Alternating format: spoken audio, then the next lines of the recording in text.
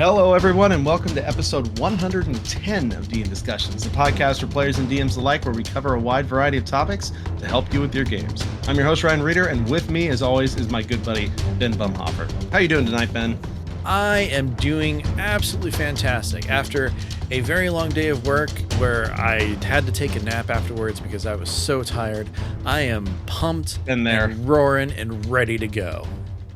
Well, awesome, because it's been a little too long since we've done this, but tonight our duo is actually a trio. What? As we are joined by a very good friend of both of ours, a fantastic DM and D&D tabletop RPG and board game connoisseur, Mr. Jeff Reynolds. How you doing tonight, Jeff?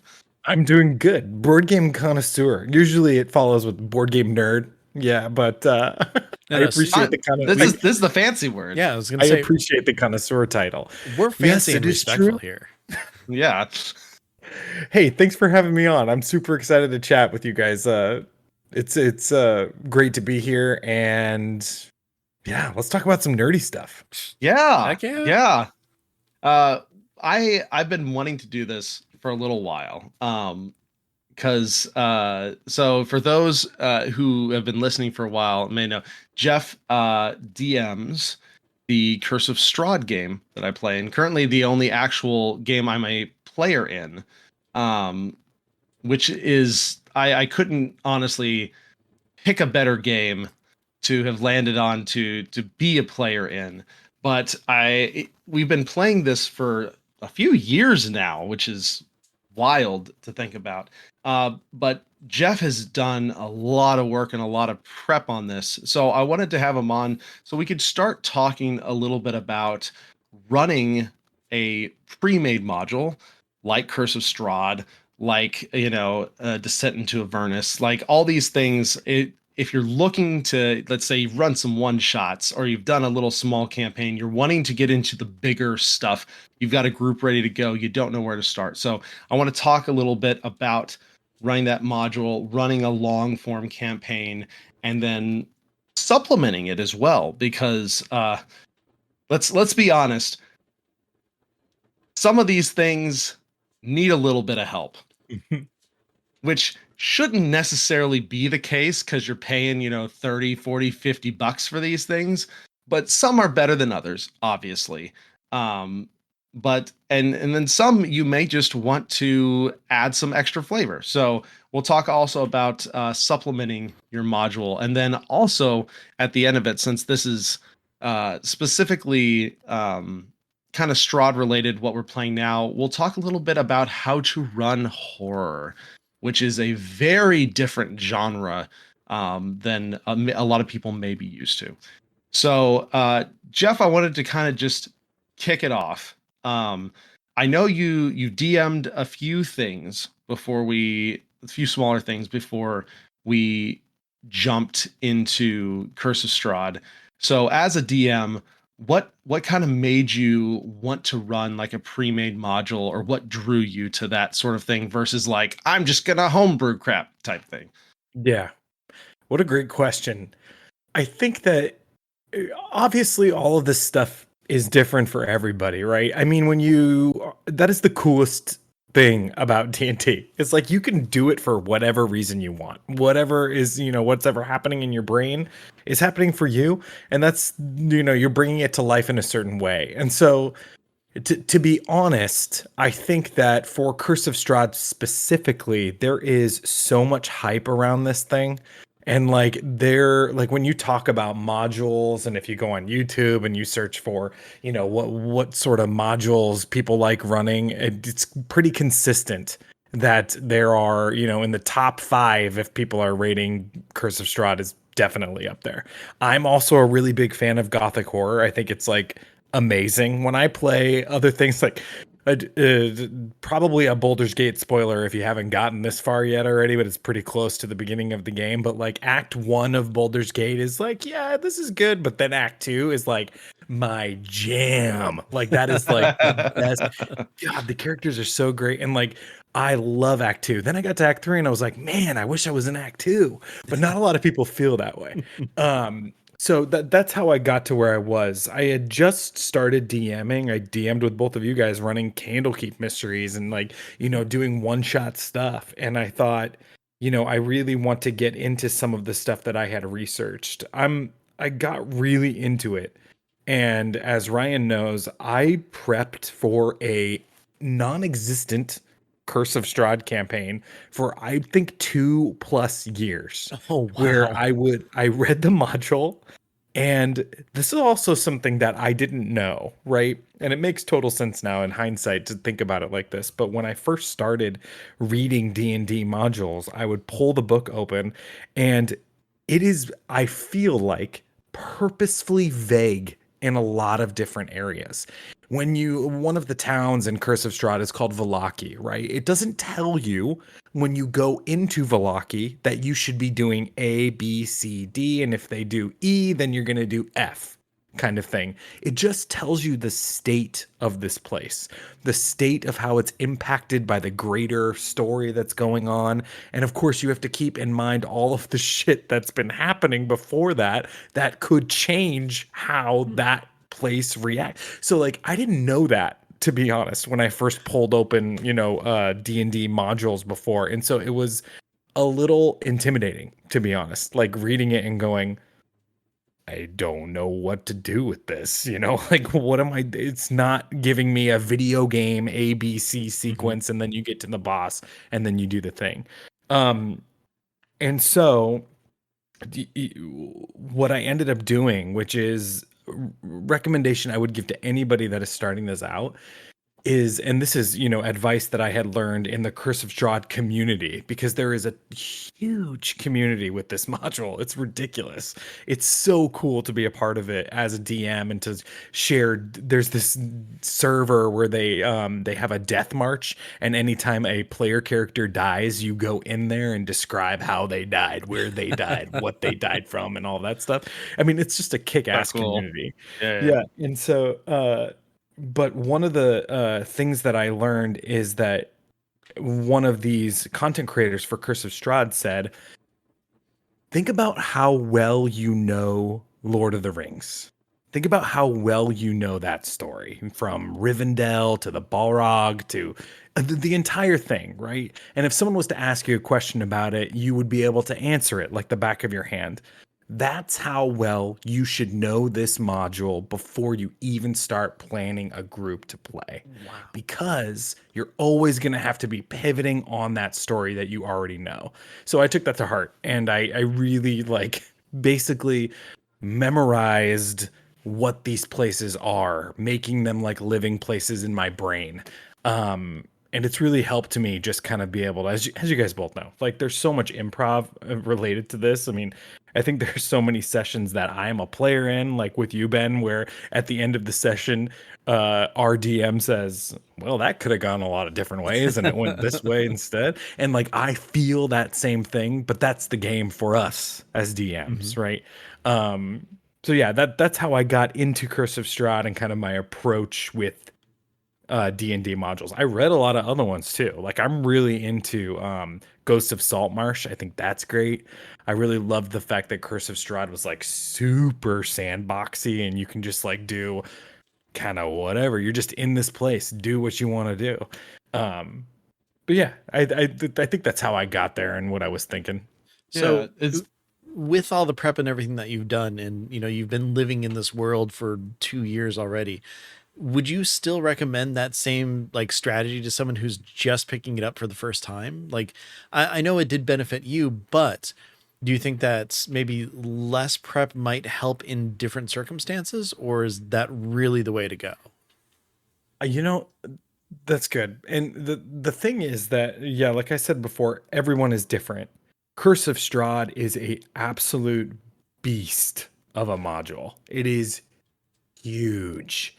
And so there is a portion of the module that you can run for characters from level 1 to 3 called the Death House, which is very popular. If you're listening to this at home, you've probably heard of the Death House. And it has gotten a lot of feedback from the community, and there are tons of community generated iterations on the Death House. That one you could probably pick up and play with your friends pretty quickly, assuming that you want to test out the waters or do things like that. Um, I would recommend for Curse of Strahd, if you're doing it and you're going to go all in, and it's also just a very interesting read. Like if it's your next book that you wanted to read, you could read through that module and just be entertained by it. But yeah, I think that it takes a lot of prep to feel good about it, and I credit my being comfortable playing it because of the time that I took to do that. Now, maybe not every module is like that. I know that there are some. My buddy just ran Wild by Witchlight. That's the name of it, right? That the other module, and he didn't do nearly as much prep, and they had a freaking blast playing it. And so everybody is different. I probably have a piece of insecurity that made me feel better about studying so much. But yeah, for sure. I mean, to each their own. I think that's a super good point, because there are certain that I've heard, like, been playing this and learning over the years. There are certain modules that it's recommended to literally fully read them all the way through before you even start, instead of taking them chapter by chapter. But there are some you can take chapter by chapter, and like you said, Strahd is a lot more sandboxy than some of the other ones are. And so because of that, that pre-prep and knowing the whole thing probably benefits you a lot more than something that is much more linear, that you would just more or less play through, not necessarily on rails, but that you would just play through because there's less cadence to go out of the bounds of the story, right? Yeah, I think it also depends on your players. Like if your players want to play like in a sandboxy place, you got to be ready for that kind of thing. And knowing your players and how they want to play is helpful too. I mean, Curse of Strahd doesn't just drop you in the sandbox at the very beginning. You can get a sense of how it's going to be for your group starting out. Um, but yeah, I think there's benefits to both pieces of that. I mean, making the game so accessible to folks and pulling up, like a D&D starting adventure like Fandelver and jumping into it and stuff like that feels good in a lot of ways. And you can do that with Strahd too. Like you could just pull it up and do it. Especially if you're experienced and feel good about it. But I definitely needed that time. Well, I think that leads to a good point of, if you find a module that you are interested in, do your research before you jump into it. Because like you said, Strahd has a whole community. I'm sure there's other modules that have that, even if to a lesser extent, like even just in the D&D Reddit or whatever, you're able to find out, hey, how much prep do I need to do? How much like pre-work do I need to do before I start running that? I'm sure people have asked that question that you can find fairly easily about everything, uh, about most of the modules that have been produced. So yeah, and on top of that too, it seems like since you said that Strahd is kind of more sandboxy, but of course you have the same overarching story and adventure hooks and everything that everything else would have, but knowing what happens in those hills over there, as well as the town next to them and the forest that's behind you, before the group really kind of sets out, is probably a huge benefit. And, with that going on, you can kind of understand, like, as time passes, what's affecting the forest and the hills and that other town and stuff. So, I mean, having that huge knowledge is probably, I think you're right, that is probably the best way to go if it's really like a living, breathing module, with how you're approaching it, at least. Oh, for sure. And like there are elements of this that make being a DM way more involved, right? Like if you what I try to do, which still is difficult, is when prepping, thinking about how much time has passed and how that has affected the other places that are currently like in existence in this world. Like, has a festival happened over here that we were planning is supposed to happen every 3 days? Is this happening over? Like, what is the story that is being told in the places that are on uh the sides of the story that we aren't focused on right now? And that's really hard to do because but it makes it feel like a more living like environment, right? It makes it feel like more taking the time to do that stuff. And yeah, When your players go back, they don't come back to the unpause of right. this town or this city or whatever. It's exactly in the state they left it because everything ceased to exist as soon as they left the area. Yeah, exactly. I mean, we've all felt that same kind of cool stuff when we play video games, right? Like you go back to a place you haven't been to for a long time and it's affected by the choices that you made before. And speaking of board game nerds, like that's the coolest type of board game stuff that I love too, where you're playing like a legacy game and they're like, Yeah, legacy game. you just completed this mission, destroy scenarios 56, 58, and 62. And you're like, what are those three things? And it's like, well, you'll never know. Like, I love that kind of stuff. I think it's so fun. And more to the point, oh God, I have to rip something up. Yeah. This is a $200 board game. Yeah. That's when you just like Ziploc bag and Yeah. you just kind of like put that. it to the side, like, please, God, don't make me rip this up. So just kind of bouncing off that a little bit, what drew you to a long form campaign? Because especially when we're talking about Curse of Strahd, but even most of the modules that are put out, like there are very few modules that are out that you look at and go, I could run that in a month or two, right? Like pretty much any module that you run, at least anything official from Wizards, these are like 3-6 month, year plus commitments that you're looking into. What kind of drew you to that? And do you need to look for specific things in even the groups you play with to make sure that that can be sustained? Because and we'll talk about this a little later. There's a great Matt Colville video that just came out, which is hilarious because in it he advocates for short adventures, especially when you start out stuff, because you have that the beginning, middle, end. You get that, oh, we did the thing type feeling and the conclusion. And when you run those long campaigns, you might not have that for 6 months, a year, 2 years, 3 years. So how do you sustain that? What do you look for and what kind of draws you to that? Yeah. Oh boy. There are so It's a many really thoughts. small question. I mean, yeah, there are so many thoughts I have on this. It's like absolutely I was 100% terrified to start this.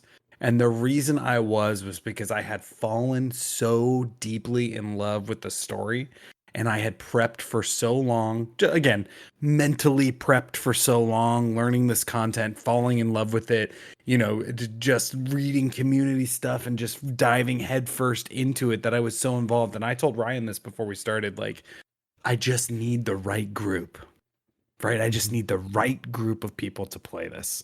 And it's like one of those things. I have a 2-year-old, so I can say this, where it's like, it's not the right time for us to have kids. Maybe next year when we make enough money, we'll be able to afford daycare, like that kind of stuff. Like that's what I kept doing with Strahd, where I was just like, it's not the right time. I can't focus on all this stuff. And the biggest piece of that puzzle was the long form commitment of the campaign and knowing that if I started this, I was going to finish it. What a very Strahd thing to say. Only Sith steal and absolutes kind of shit. If I start this, I'm going to finish it. But so, the players are such a big part of this. I watch D&D YouTube. Like I consume so much D&D content, and there are YouTubers on YouTube, which is where they are, that rate the modules like we talked about before. How in the God's name do they get through all of these modules? Where they're like talking about, and Ascent of Avernus is like, that's like a 6 out of 10, and like Strahd is like a. Are they just constantly playing D&D? Because I don't see how there's any way anyone could get through all of this content. The modules all seem super long to me. Yeah. And so, like, if that's your job and you're able to just get groups of people together and run stuff the whole time, I mean, gosh, if I had a 9 to 5 where I'm playing D&D every single day, like, one, I'm pretty sure I would still enjoy it after that time, because, whenever you turn your hobby into your job, it just isn't as rewarding anymore. But for some reason, because of how imaginative and how different everything is with this, it might work. But I mean, that's really kind of the only way that you can get through all this content, unless you're working with a group of people who, like, Joe's going to be running, Strahd, and then Ryan over there, you're going to be running Spelljammer, and then I'm going to be running whatever. It's really the only way that you can do it, unless you have like a conglomerate together to work on it. So yeah, otherwise we've been playing Rhyme for what, 2.5 almost 3 years. Yeah, exactly. And that's generally twice a month, and with big breaks in between, because you need to have those sometimes. But it's just one of those things where I don't, like, personally, I don't think you can get a good feel of a module unless you really play it. You can read it as much as you want and think there's some cool stuff in here that would be a ton of fun to play, but without really getting to experience it, and maybe even experience it multiple times, just because of how D&D works, can you really get a good feel for something? For sure. Yeah, very well said. I think that there is an element of this that was also related to, talking about long form and making the decision to do that, where everybody in my like friend circle and my family always makes fun of me because they're like, "Did you see that new comedy that came out?" And I'm like, "No, I don't like seeing comedies. I like seeing like dramas and stuff. Like, I want to leave the movie theater crying, right?" And I I approached like my DM thought to the same way, where we recently had a player character death, our first one after like almost 2 years of playing this campaign. And so like that hit hard, really hard, because it had been so long and we were invested in it, and it was just like this heavy thing. And it especially was powerful because that was the moment that I had, to bring this full circle. It's been like, we've got the right group. We did it. We got the right group. This is the right group of people making the right characters, making this whole world come to life. And so, like, that's the moment that the payoff was that became the payoff, was when when I realized, like, we've done it. And the last little bit I'll say on this is, like, I really also dig really long, like, hidden stories within campaigns, where it is like, in the first session you find a little piece of paper, and the little piece of paper says Zaro on it, and then 1.5 years later some character's like, "I have that piece of paper," and that feels so good to me personally. I just love long form. Like, if you have the right group and you can, make the commitment, which is easier said than done, as we know with, like, Frost Maiden, Strahd, all these campaigns that we're in, scheduling is the biggest final boss of everything. Always is. Always is. Do you want to, now that it's actually happened, do you want to, I purposefully didn't share the story because I wanted to talk kind of through it, because I think that it's a great DM moment, and like, you want to talk through some of the prep that went through, like, to lead to that moment, because, and this was a really crazy one, because this was actually a player killing another player. Yeah. But it sounds terrible. Like, a player killed another player after 2 years of a campaign. It's just like, how did that, like, not destroy the entire group? just just as a guess, I'm guessing it wasn't like, oh, I've hated your face for the past 2 years. It's Yeah. like there has to be something that's built up to this point, because otherwise, that just wouldn't happen. It's a really interesting story, but I think there's a lot of potentially good DM lessons in there for how that buildup works and how to handle characters in situations like that in game and out of game as you build these long campaign stories too. Yeah. And this goes talking about reasons why I love long form D&D content as well. Two things before I say what I'm about to say.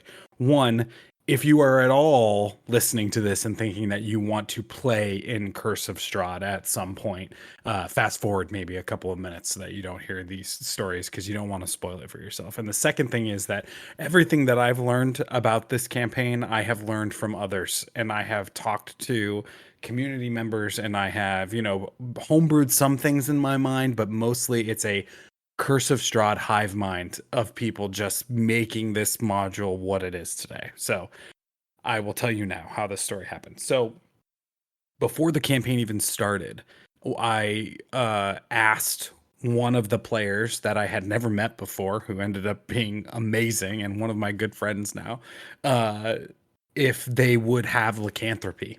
Because the player hook that we would have here is that the party was in a town. Doesn't matter what town they were in. I can't remember at this point, but they were in a town, and the player that had lycanthropy turned and attacked the town and killed a bunch of innocent people. And it was the party's job, which, Lucius being a vampire monster hunter, and like we've got a rogue and like all this stuff. It was their job to try to find a cure for lycanthropy. And they had heard that there was this legendary place called Barovia where they could get the cure for lycanthropy.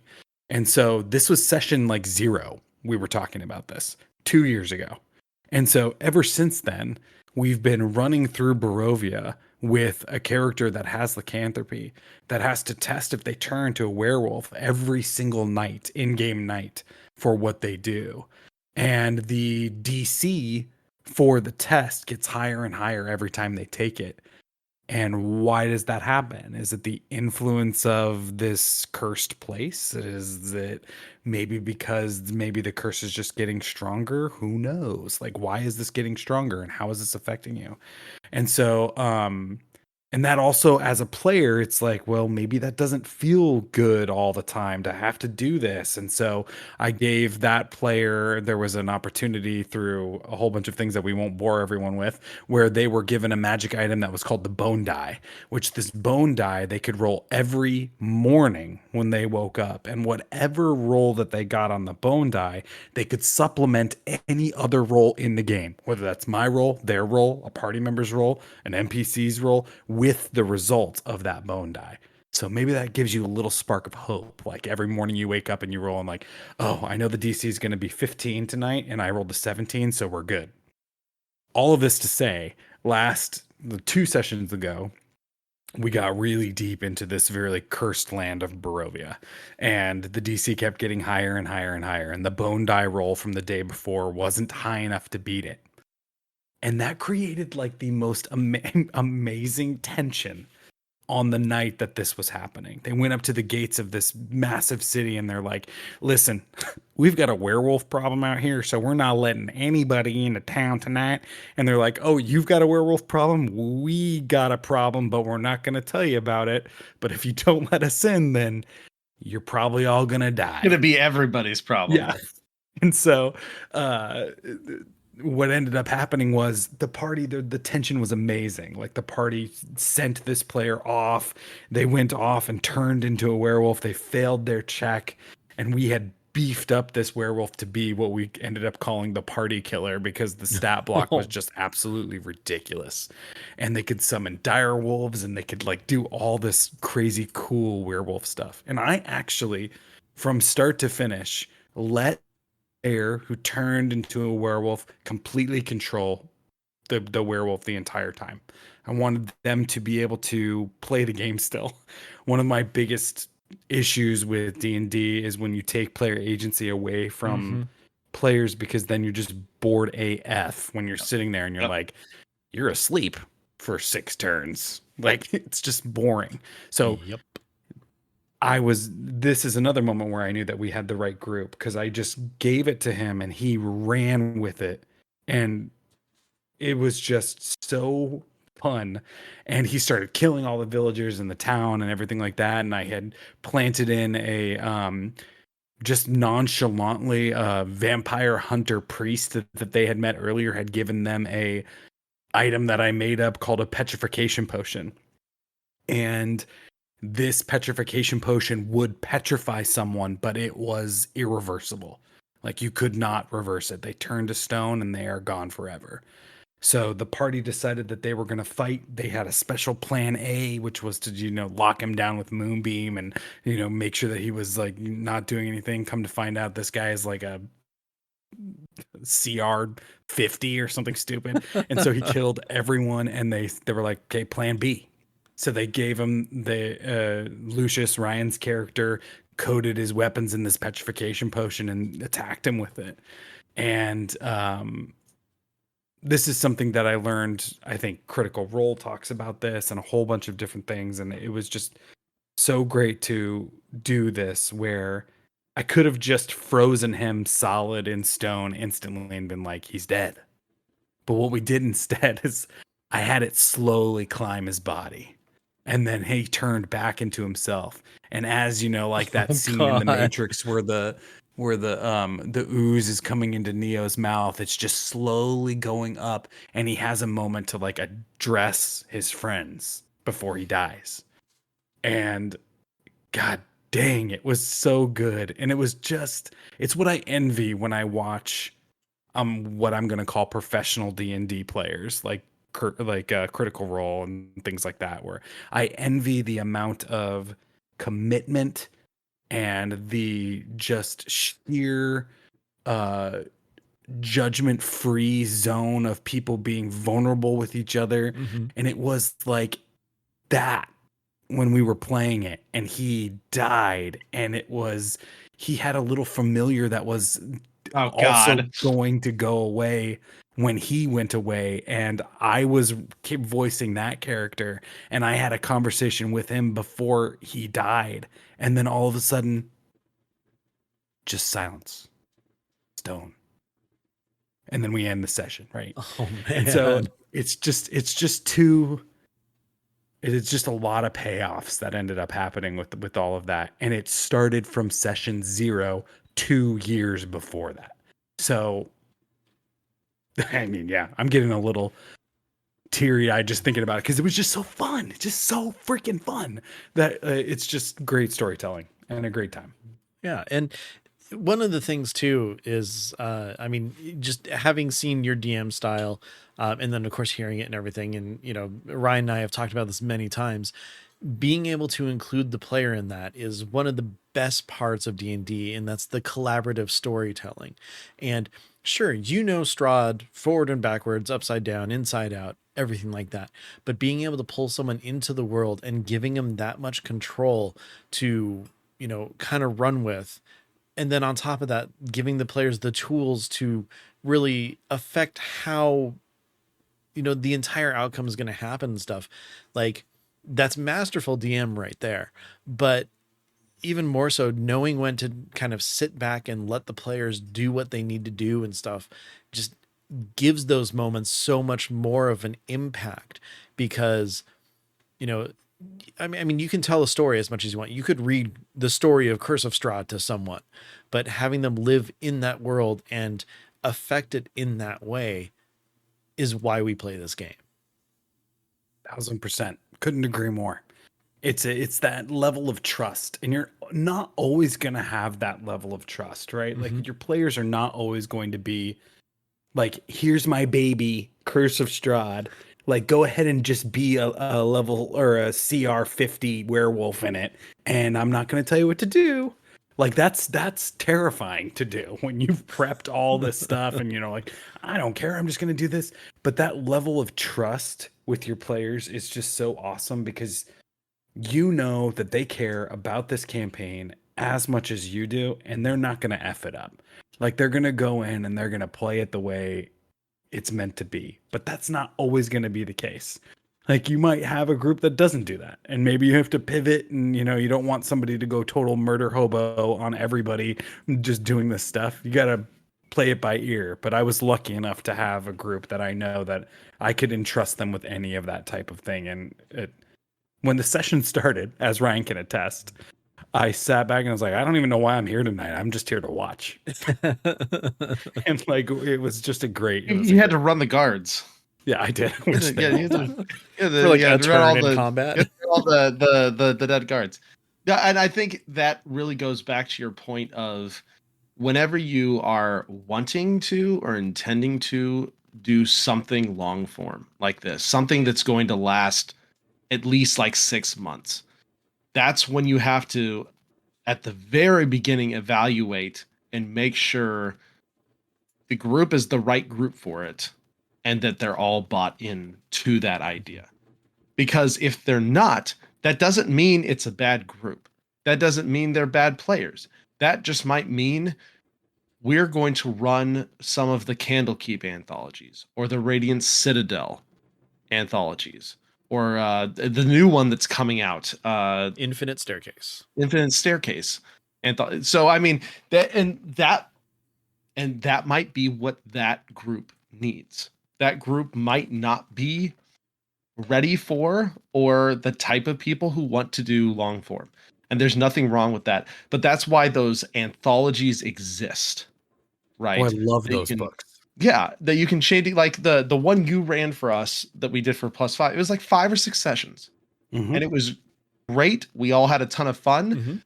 We all got to play our characters, but then it was over. It wasn't a massive commitment.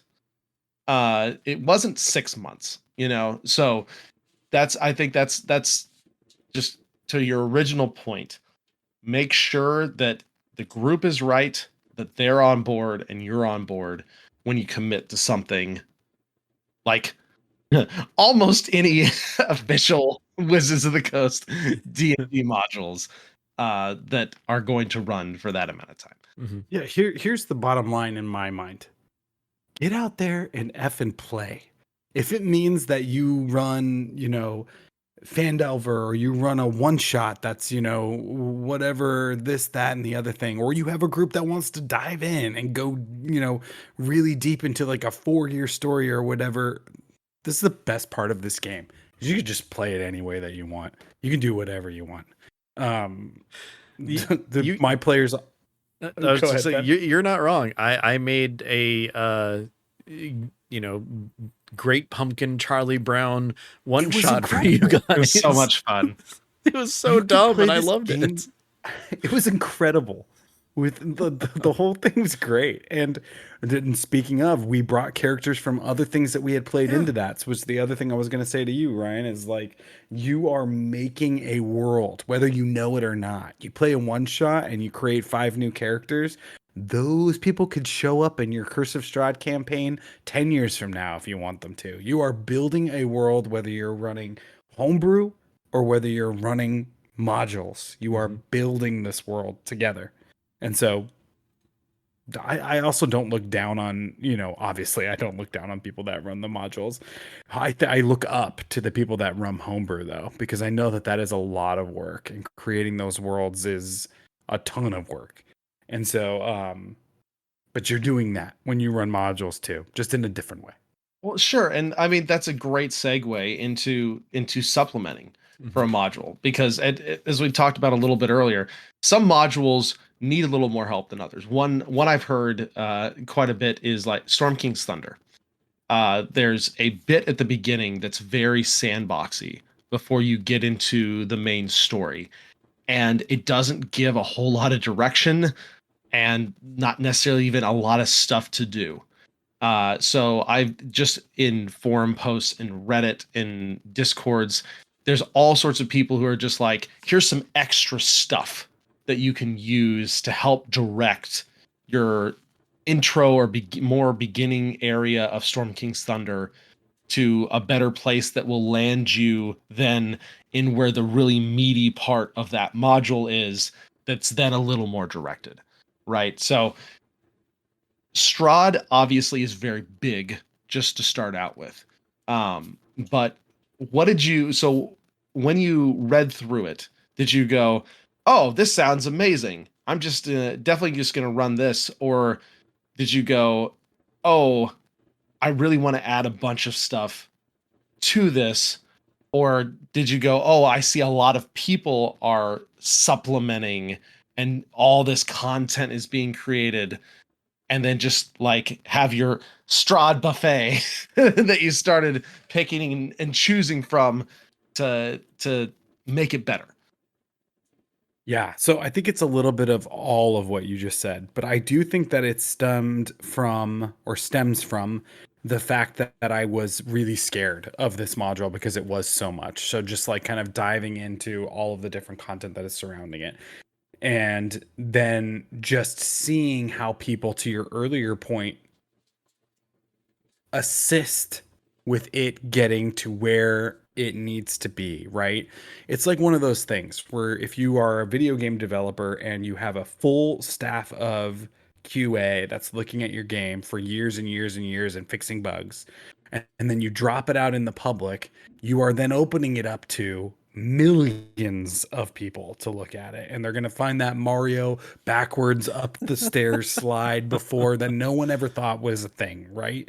And so when it goes wide, when this module goes wide, people start seeing, oh, there might be a better way to do this, or oh, there might be a better way to do that, or hey, I've got a completely new idea that fits in this world. And so I just fell down that rabbit hole, and I would express extreme caution when it comes to something like this, because your goal has to be always, how do I keep the story moving? How do I keep the players engaged and not flood them with all of the crap that could possibly be there? So, for example, there was a piece that I had seen online that I thought about adding from I believe it's a group called Lunch Break Heroes that does a bunch of different Curse of Strahd campaign stuff. And there was an orphanage that you could add to one of the towns, town of Valaki. And I had seen it, and our players were talking about orphanages because they had picked up some kids, and there's a whole like piece that you could do inside of this thing and make it like a 3-4 session orphanage encounter, right? And it just didn't fit the P, and it's cool AF. Like, this thing was awesome. It had some cool creatures, awesome RP. Like, it was just really cool, and it was so tempting, but it just didn't bring our story closer to our goals and what I thought fit within our party, right? Mm-hmm. And so we passed it and we moved on to bigger and better things. And your players got to feel like they're leveling up, and you don't want them to be too high when they go somewhere else, and yada, yada, yada. So I looked at the module and I didn't think, whoa, this is missing a whole bunch of stuff. How are we going to fix it? I looked at it and I thought, oh my God, how in God's name do you pull all of this together? And then you start diving into other things that people are doing. And the biggest piece of this, and Ryan, don't you dare look this stuff up, but Pyram King is one of the amazing content creators that I've been supporting for years that makes a series called The Legends of Barovia. And that's where the pieces of the puzzle that get even deeper into this world and an overarching campaign that pulls the characters through this cursed land comes from. And when I read that, I thought, we need this. Like, this gives us a North Star that we will keep traveling towards. But holy smokes, there's so much. You have nothing to lose, absolutely nothing to lose looking at all of these content except time, right? And if you're enjoying it, then F that, keep reading. Like, I read Curse of Strahd content all the time because it's just people having a good time, creative minds, hashing it all out, and it's nonstop. So if you're running a module, I would recommend that what is it? Drive through RPG. Like, they take pieces of modules and they make them better, air quotes. Like, if things are, your speed or not, then take it or leave it. But you got nothing to lose. Read them. Now, is there anything, obviously, that you've done so far, because we don't want to spoil the game for Ryan at all, that you've, really kind of taken the time and crafted and built and threw in yourself that um, you would either recommend for other players to do as well, or something that you're particularly proud of? Yeah, so I built an entire custom Foundry like landing page for Curse of It's Strahd. really ridiculous. It's not Like necessary. absolutely no one should judge themselves off of this, because when I first saw this, and I've been DMing for quite a while now, and I definitely, like I paint things, I build things sometimes, I whatever. And I had been running, the online game for several years during the pandemic and whatnot. And then Jeff's just like, I've just been planning Curse of Strahd for a little while, guys. So I didn't have a party, nothing. Just yeah, I I'm didn't have a building this. party. So and so we're just like, oh, cool, yeah. That's maybe he's just been reading it for a little bit, or maybe maybe he's just kind of been ready. And then he's just like, go to this Foundry page, and Foundry is a virtual tabletop that you can. It's one of the ones you can like legitimately host yourself on your own server if you want to. You can buy it on cloud server. It's one of the more complex, but is very powerful. Um, and so we go to this landing page and we go into it, and I was just like, well, shit. This is insane. I didn't even do a quarter of this stuff when I was using my own hosted Foundry instance while I was running like all the things. And so, you know, it's one of those things where if you've got the time and you got the drive, like your players will appreciate the absolute heck out of that, because like I go into there and I appreciate so much all the depth of the prep, the battle maps, the music, the little like uh the pictures for everything, just the little vignettes. It's just it's absolutely insane. But at the same time, you don't necessarily have to have that Yeah. to have a super enjoyable time. But know that if you're the type of person who likes to do that type of stuff, more likely than not, your players will super appreciate that because of the time and effort you put in. It just shows how much more you care for the game that you're running. Yeah. The thing is, it is just it's ridiculous, as Ryan said. You do not need to have this like level of Foundry. You could play this with pencil and paper, as we all know. But it does immerse you a little bit more in the story that we're trying to tell. And Ben, to your point, like that's one thing that I'm really proud of, because I was like 127 hours or something stupid like building it. And it's really fun, and obviously it enhances the experience. But like in the game, I'm the type of DM that I love. Like, this is probably I actually don't know if this is like surprising or unpopular opinion, but like my favorite parts of D&D are RP. Like I love the RP so much. Combat, I'm like, take it or leave it. Like it's fun, but I like mean, you're not let's get back wrong. to RP. Yeah. And so it's like I love RP. So my pieces of what I do is I have, without module help, without third party content help and things like that, that I'm proud of, is the personalities that I'm able to give these characters, and the I developed a whole like accent map of where I think accents happen within Barovia, and they are very different than you would have your normal sort of accent kind of thing. Like going through there, like I try to tie it to like different regions of the world and all of this Mhm. stuff, and that's something I'm also proud of, because it just helps me. And then, like in the future, a player might say, wait a minute, I reckon, oh, this did happen actually. So we went to a windmill, and there was a woman working outside the windmill, and the party had encountered a hag that were putting children into pies and eating them at a windmill. And she had an Irish accent. And one of the players says to me, "Does that woman by the windmill, do I hear her talking? Does she have an Irish accent?" And I'm like, yeah, that's freaking awesome. Like I can like, it has translated my hard work of like RP and player interaction with characters, and I that's one thing that I've done myself that I'm proud of. Very cool.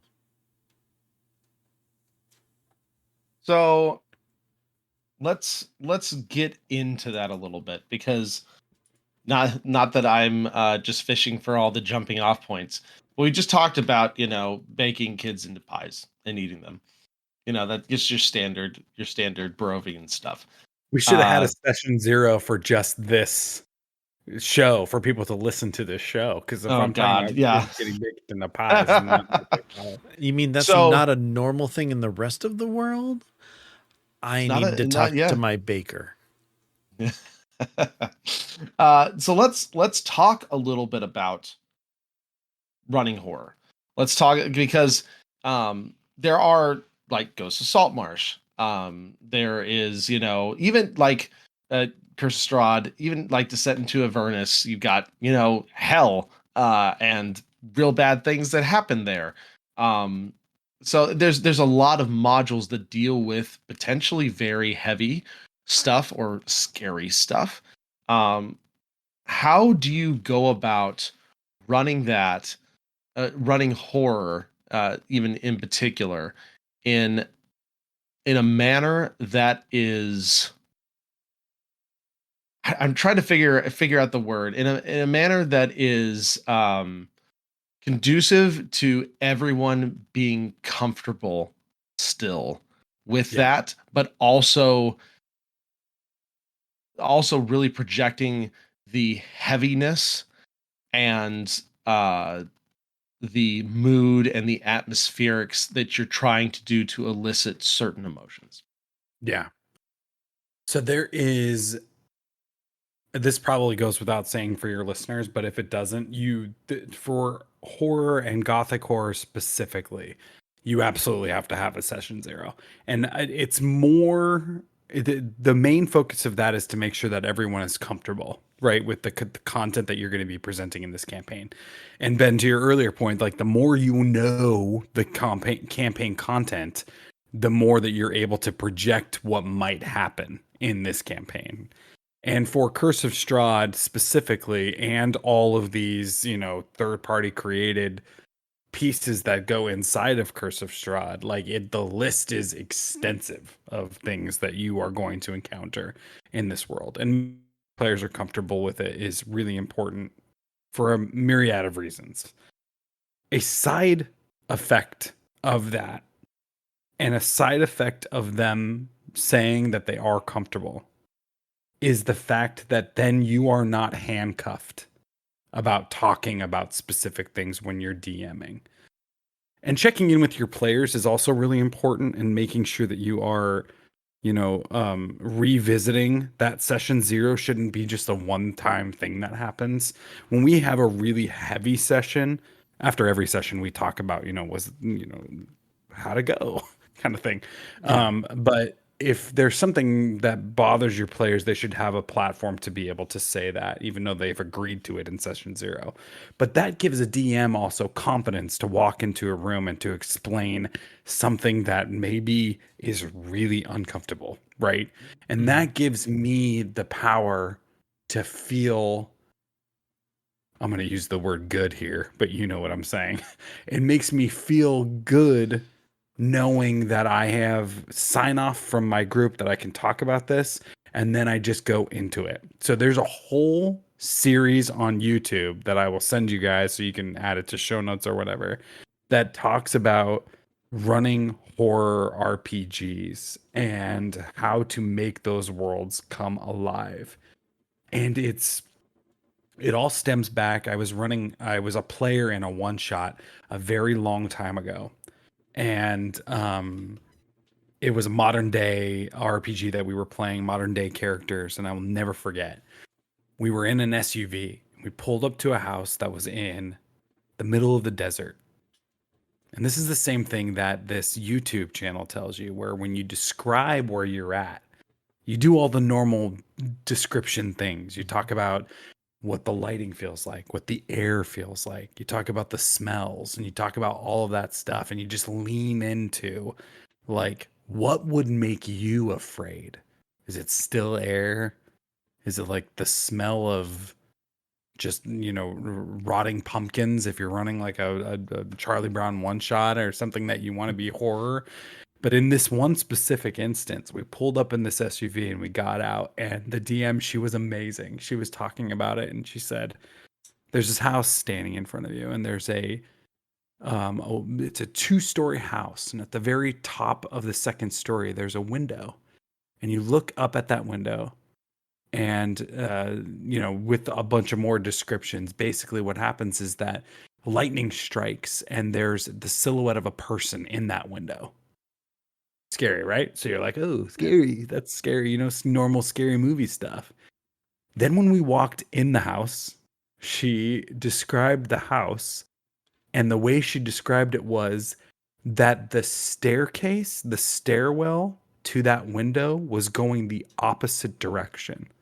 So there was no possible way anyone could ever have been standing in that window.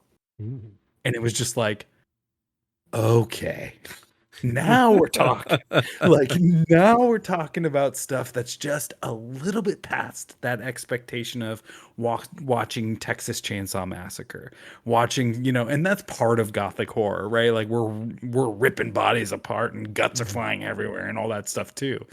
But also it's just those subtle little things where someone's standing in a window and then they're suddenly not.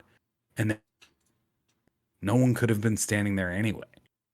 It's great stuff. So running horror, I think, is twofold to round this out for you, Ryan, is getting alignment with your players gives you alignment with yourself and permission to go to the next rung of the ladder, while remembering to check in with your players every once in a while, because this SHIT is heavy, if you know what I mean. There's a lot that's going on here.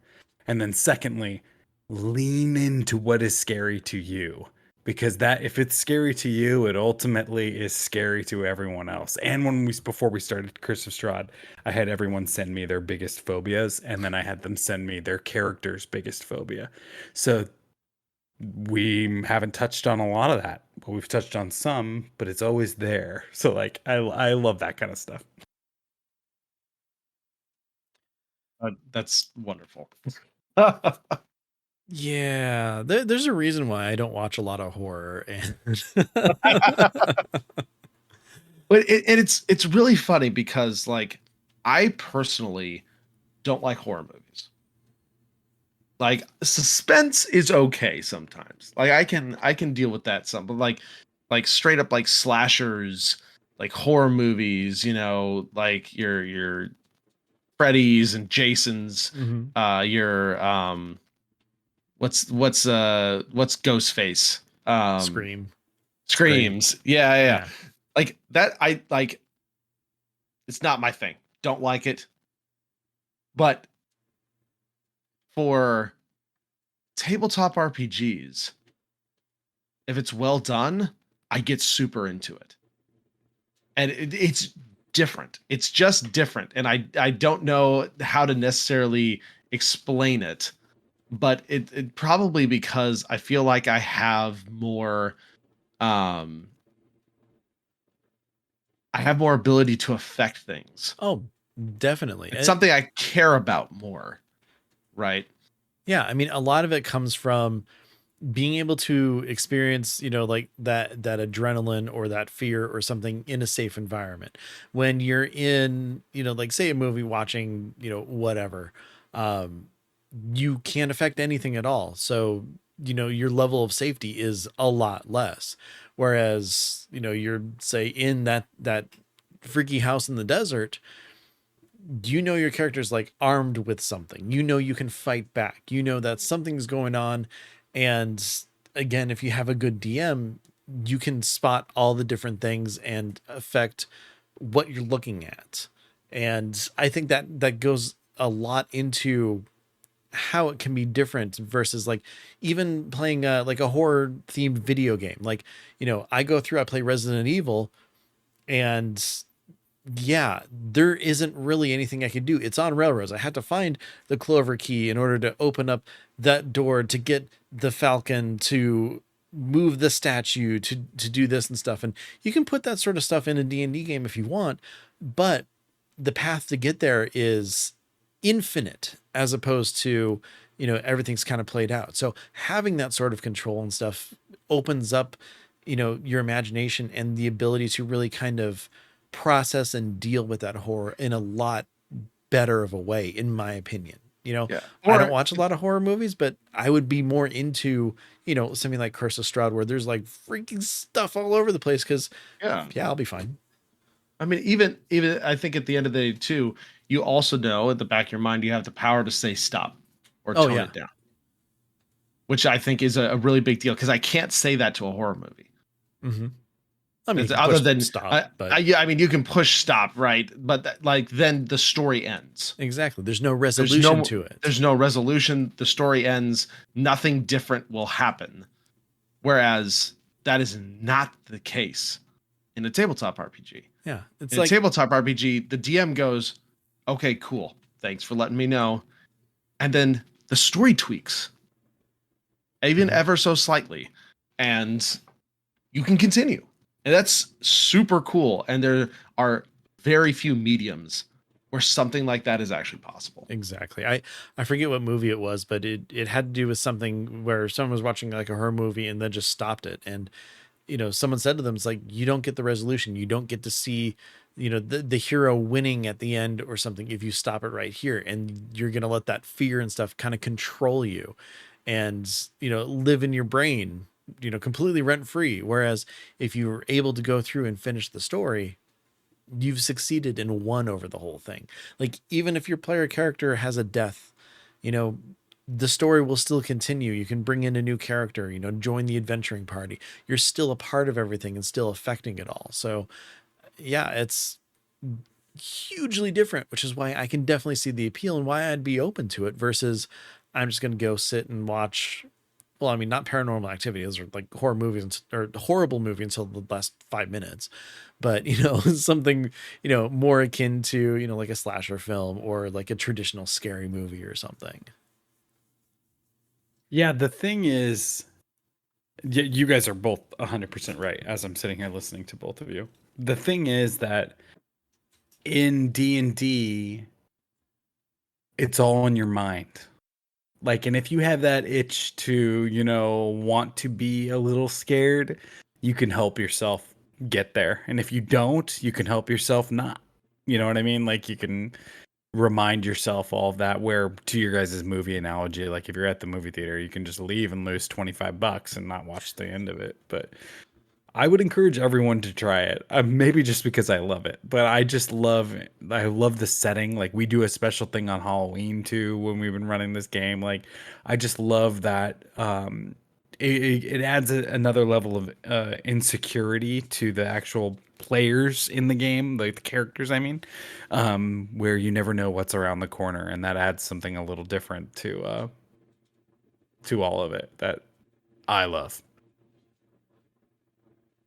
No, I think that's great, and I think honestly that's a really great spot to kind of wrap up the discussion and everything that we're having. It's very it goes back to what you're saying, Ben. At the end of the day, this is collaborative storytelling. Mm-hmm. This is collaborative storytelling between the DM and the players, and at the end of the day, we want to make sure everyone, that includes the DM and the players, are having fun. Mm-hmm. Definitely.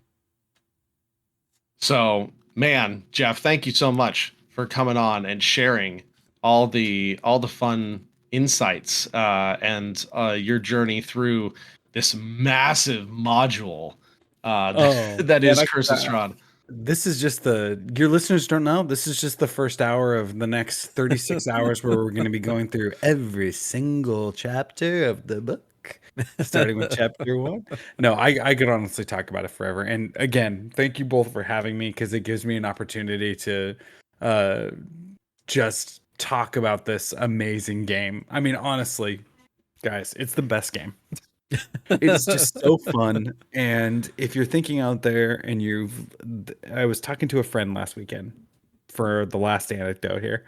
I was talking to a friend last weekend who's like, God, I've played it a couple of times and I just don't have fun. Don't give up. Get out there. If you've played it a couple of times, and that means you're intrigued, you're interested, you got to find the right folks to play with and switch it up. If you were a player before, try DMing. Do something fun. Do something cool. The game is incredibly accessible now with D&D Beyond, virtual tabletops. You can, even find groups online on Discord to jump into a beginner group of another thing, which I'm sure you guys have talked about a bunch on the show. But like, don't give up, because you'll find that you'll get in the drafting mode of NASCAR or whatever, and you'll just be like, oh, I'm coasting forever because this is so fun. So I appreciate what you guys do talking about this game, because growing it is super important, and I love it. You're definitely not the only one. It really has opened up my, gosh, I don't know what to really call it, but I mean, just fun overall in my life. It's very rewarding. Plus, on top of it being a DM, it's a creative outlet that I never had before. So, oh yeah, it's great. Oh, I can relate to that 100%. Yeah, it's just, you could do whatever you want. Yeah, literally. Nice. I could go write a book, or I could get a bunch of other people and write a book with them that is all made up on the spot. Yeah, and also you can do whatever you want. Yeah, I used the stat block for the actual Cannibal Shia LaBeouf and had my players fight 3 of them. It totally worked out. It was great. It is absolute blast. Hilarious. Listen, I've also got this. I think the rules are really great because they, keep us constrained, and they make the story interesting, because things aren't always going to happen the way that you want, and sometimes they're going to happen way better than you ever expected. Oh, yeah. Right? And that's what I think the rules are awesome foundation. But as Ryan knows, in my story, there are characters that are like, well, Jeff, I'm not sure you're going to let me do this, and I actually say, is it cool? Because if it's cool, let's try. Yeah, with Jeff, it's basically the cool factor. If you can convince him that something you're about to try and do is cool, then usually either he or collaboratively can figure out a way to make it at happen. least some version of it happen. And that's what I love, and that's one of the things that I encourage all DMs to try and do, because it just makes the game that much better and more interesting. Very cool. Jeff, do you have any I know that so a lot of us used to podcast back in the day. So Jeff did a Heroes of the Storm podcast. I did a Heroes of the Storm podcast. Ben was a Warcraft podcaster for a long time. We were all Blizzard, all in the Blizzard things before the fall of Blizzard, and some of our favorite games, which is a whole nother episode of a completely different show that we're actually not doing. But Jeff, is there any place people can follow you, or are there any things you want to shout out? I know you talked about having a few pieces of content that you've really found useful. So we'll definitely get links for that and put them in the show notes on dndiscussions.com as well. Yeah, I will. If you're interested in running Curse of Strahd, checking out the Legend of Barovia from Pyram King, which I will make sure that you guys have a link to so you can drop it in there, is a great starting point. He partners with a bunch of different Curse of Strahd creators to make some seriously awesome content that is more than, and I double click on more than, worth supporting, because they are just awesome, and it is changed the way that I view that story. So if you are interested in that, there'll be a link in the show notes. And then No. I used to be on social media and I used to like do things and do stuff.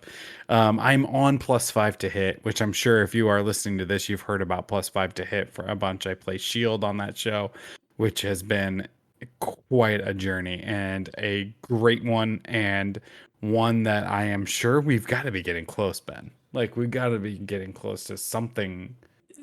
Probably. I think we're in the end game, maybe. And then from there, our DM has already said he's got plans for homebrew world stuff afterwards. And I'm looking forward to just continuing and having fun with that.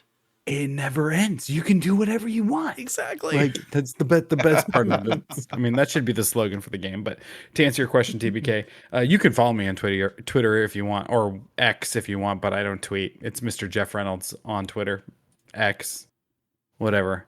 And you can It'll follow always me be there. Twitter to me. But I will be on +5 to hit. You can listen to my character there, and then hopefully someday I'll be back on this show, and then you can listen to that again. And I thank you both for having me because we'll it's have you been back. Absolutely a blast. We'll have to do a wrap up for sure in another 2 years. That'll be After great. after we And I finish. can tell you all the secrets. Oh, What I know. we should See, do is just wait to reveal any secrets to you until live on this show. yeah, be there like, we "Nope, go. Then you can shouldn't get have the pulled live that lever." reactions. Oh Yeah. God. Well, Ryan, you shouldn't have pulled that lever Oh, oh my gosh. Good stuff. Well, in addition to that too, I've got a few community things that I've gone through. These are links we'll have in the show notes to DM's Guild. First of which is a guide to Curse of Strahd. This is an insanely highly rated pay what you want Curse of Strahd supplemental. It has 284 ratings, which for DM's Guild is insane. Like this is a obviously a very highly downloaded product, but basically the guide has everything you need to put together a Curse of Strahd campaign. DM notes chapter by chapter, full of ideas, reminders, and page numbers and references, outlines. As Jeff was saying, this is an insanely big module. This is huge. So having something like this to help keep things straight, to provide ideas, to provide reference, could be super good. So if you're interested in that, I'm going.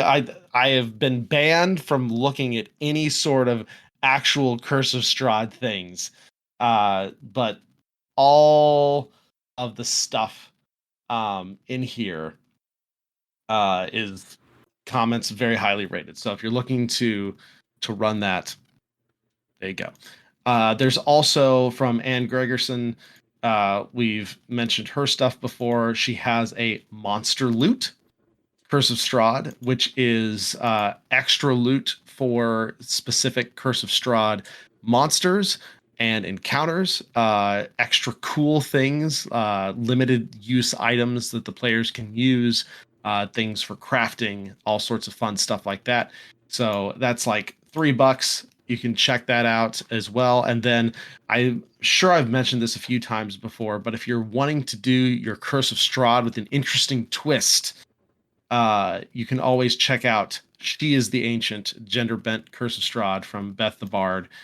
This is a very well put together, like we're talking 157 pages. You got to read it. It's so good. Did you get it after I showed it to you that one time to check it out? I've read the whole thing. I've done the whole. Give us a little mini review then. It's incredible.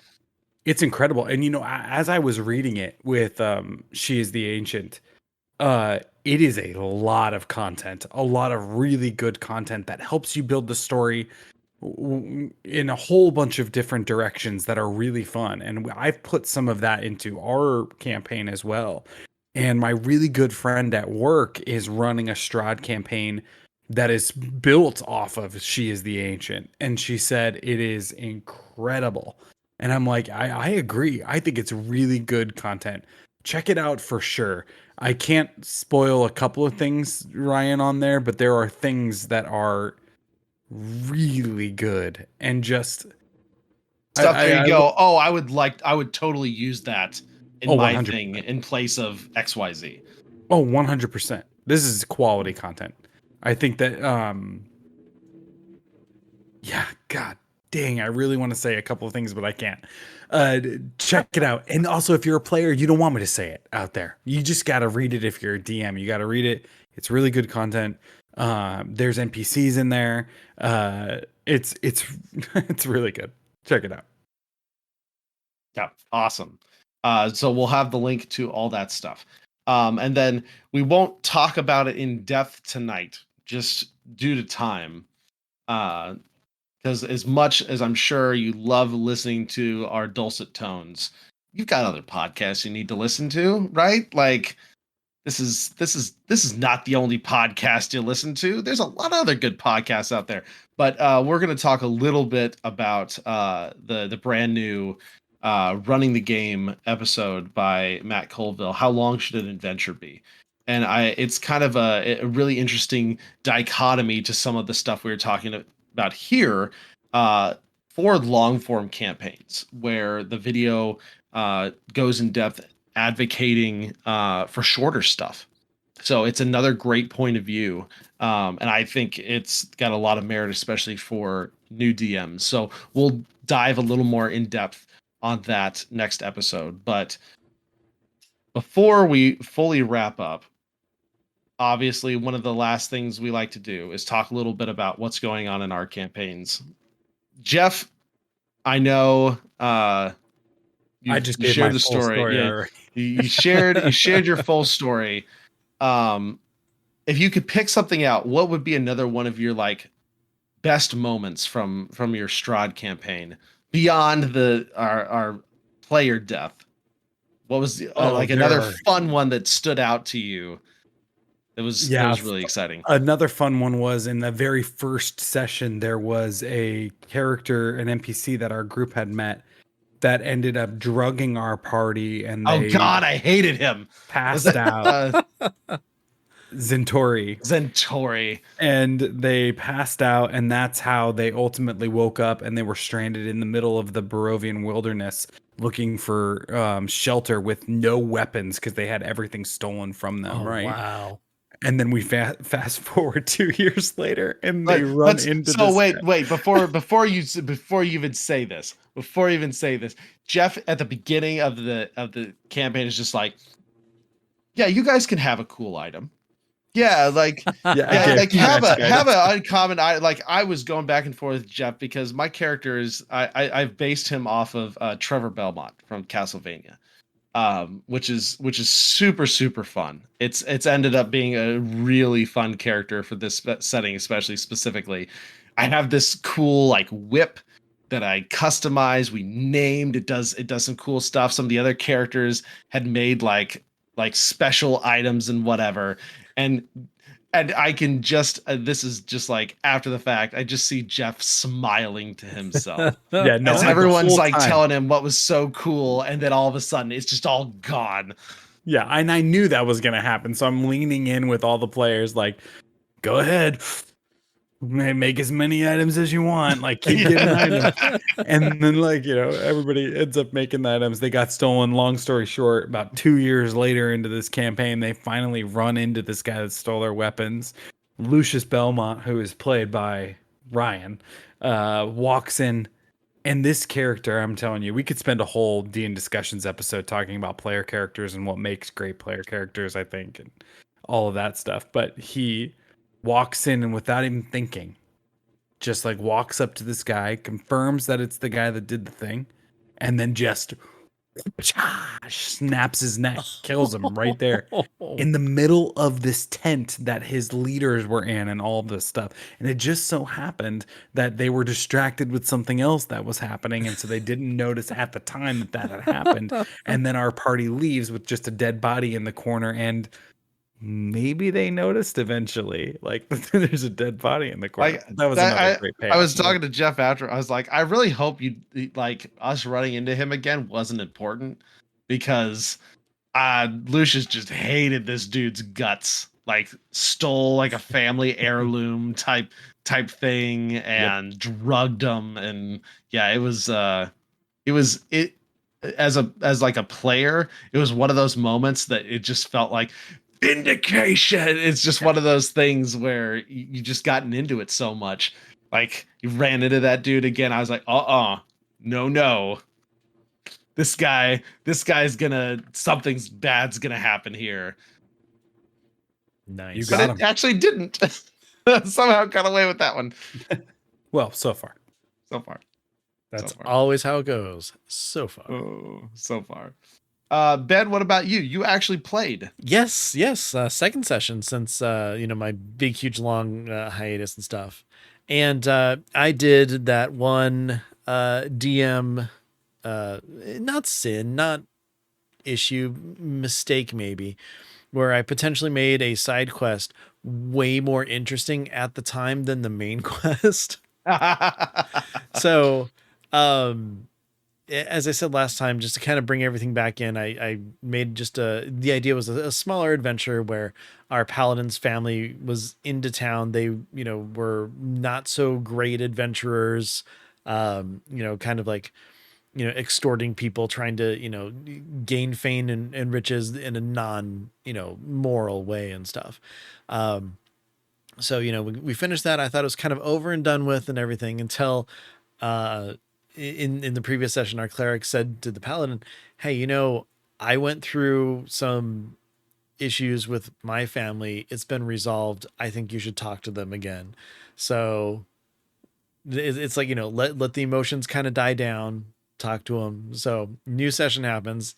They start talking to him and then get more information. And then just on the spur, I just throw something out kind of thing, because it's like, well, I need to have a better reason at this point, because they're revisiting this on why this family, left their home country and everything. I'm like, yeah, well, they kind of fell in with some mobsters.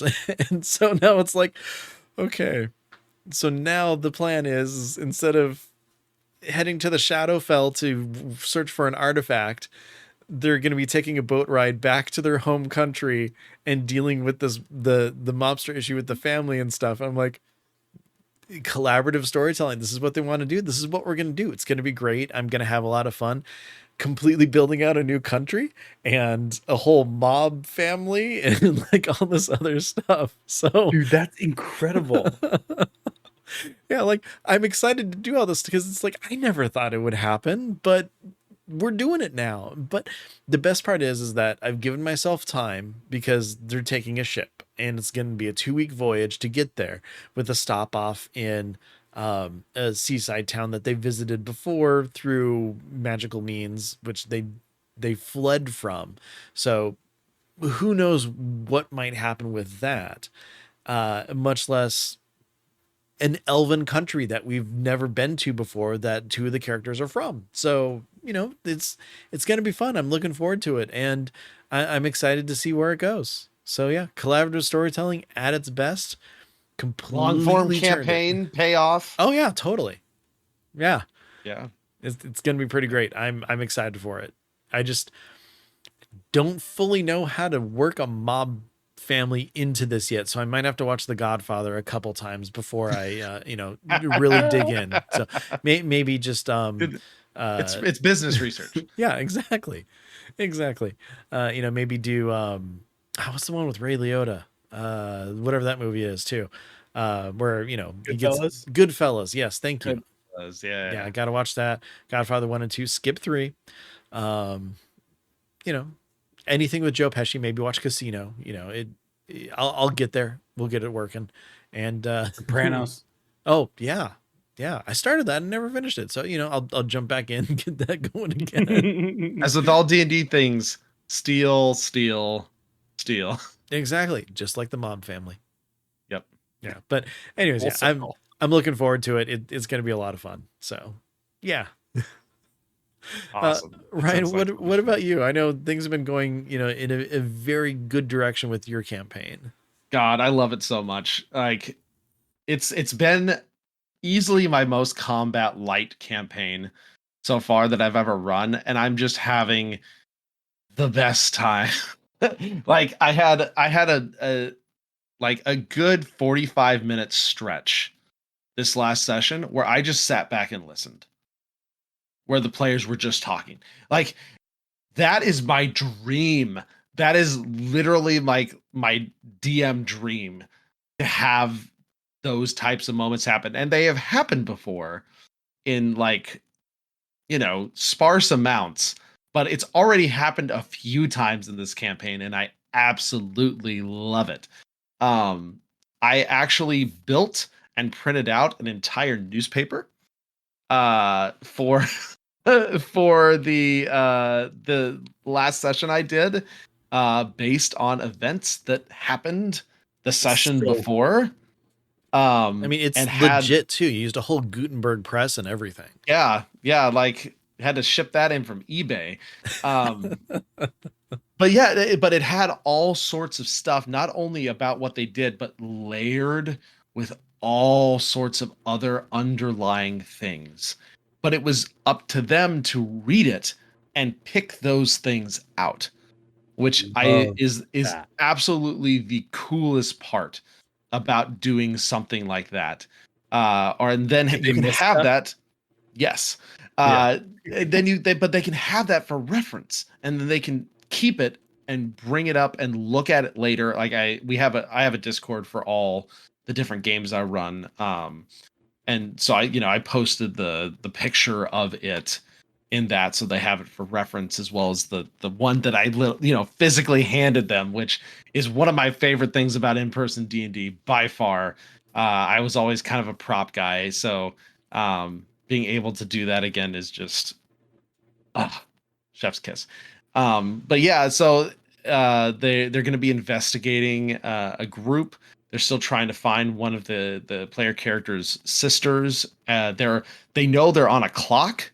They don't know what kind of time the clock is, but they know that things are happening. This is a campaign that actual real time is being kept. I'm keeping track of days. Things are happening in XYZ time. And so I think that it just gives a different sense of urgency. And I know Jeff was talking about that. We've kind of been on that this entire time to an extent in the Curse of Strahd campaign we've been playing. So having some of that uh, is going to be is really fun and really interesting. And I love that the players are doing that, but also that their characters are fully integrated into this fantasy city. So they do their thing, but then they go home at night, or they do their thing, but then they have to go open their business that they run, or whatever. Like it's a totally different dynamic, but I'm loving the heck out of it. So looking forward to seeing what they end up doing, whether it ends up being combat or if they end up just avoiding it all again. And all the minis that I painted this week will just go back into the case for a little bit and be R.I.P. used for something else. Yep. Yeah. Yeah, that's how that works. It's fine. They'll come out some other time. I'll come out some other time. But again, really excited to see where that goes. Thank you so much, Jeff, again for coming on. It's always a pleasure talking to you and playing with you, as we've both gotten to do for quite some time. And I hope that all our listeners were able to glean some really interesting tidbits from our conversation. But with that, Ben, I think we can call that an episode. Yeah, I think so. And with that, I just have to say as well, Jeff, thank you so much for joining us. It has been an absolute treat. I mean, you're a wonderful first person to play with. You're awesome as a DM, and we love hearing your thoughts and everything. So thank you very much. I appreciate it, guys. I really do. I've learned so much from both of you that has helped me become even more, involved in this game. And I think that everyone should just do that. Just build the Voltron of what you want to be in D&D. The Exactly. player Voltron, like where you look at players and you're like, oh, I like what that player's doing. I like what that player, and do it the same shit with the DMing. Mhm. Build a Voltron of the best DM in your mind. Get out there and do it. You can do whatever you want. Exactly. You can form the head. you can be that person. That's right. Yeah. That's right. So Ben, why don't you tell everybody where we can be reached? Yeah, you bet. If they have their own questions or want some advice on Voltroning. Well, first you need 5 lions of various 5 lions. colors. Or Zords. No, also. we're going Voltron. We're going original. By the way, it's still one of the coolest Lego idea sets that I have is with the Voltron set, because you build the 5 lions and then you can put them together. It's so awesome. That'd be amazing. No, it's a thing. It's an actual thing, and I love it. Anyways, so if you have any questions, you want to talk about some of your experiences with Strahd, try to keep it kind of, spoiler free, because Ryan is still playing through it, and, he doesn't like to be spoiled on this stuff. Or, tell us about some of your other adventures. We'd love to hear about them. Send those emails to dndiscussions@gmail.com. If you have something that's, a little bit more freeform, maybe less characters, like say around 300 or so, you can find us on Blue Sky. Best place is DN Discussions on Blue Sky. You can find Ryan, he has TBK Zord on Blue Sky. I'm at Ben Bumhofer. We're all there. And of course, the show, DN Discussions. You can find us at dndiscussions.com. Every single episode has been there. That's right. All 109 other episodes. On top of that, anytime that, you're kind of sitting there, like listening to your podcast player of choice, and you're like, man, that DN Discussion show, that's pretty great. Hey, leave us a review. 5 stars. It would be great. Less than that, it's your prerogative. But we love getting those. It helps out. It's awesome. That being said, as Jeff has mentioned, and I have mentioned before, +5 to hit. It is a place where you can hear us playing Rime of the Frostbane with some, extra stuff kind of added in. We just recorded a new session. Unfortunately, Jeff wasn't able to make it, but I can confirm for you, you're still alive in the game. Thank God. Barely, but still alive. We're here to still alive? So far, although I'm acting weirdly, we'll just say that. Oh no, not like this. We can officially reveal at the very end of this random DN Discussion episode that your character is dead. No, that'd be the worst. That'd absolutely be the worst. But anyway, so check out +5 to hit. We have a lot of fun on that. Newest episode should be up hopefully soon. But check it out there. As for that, thank you very much for listening. Thank you very much for all your support, emails, posts, whatever you're sending our way. We appreciate it. And with that, until next time, everybody, roll high and be good to each other. Take care, and we'll see you soon.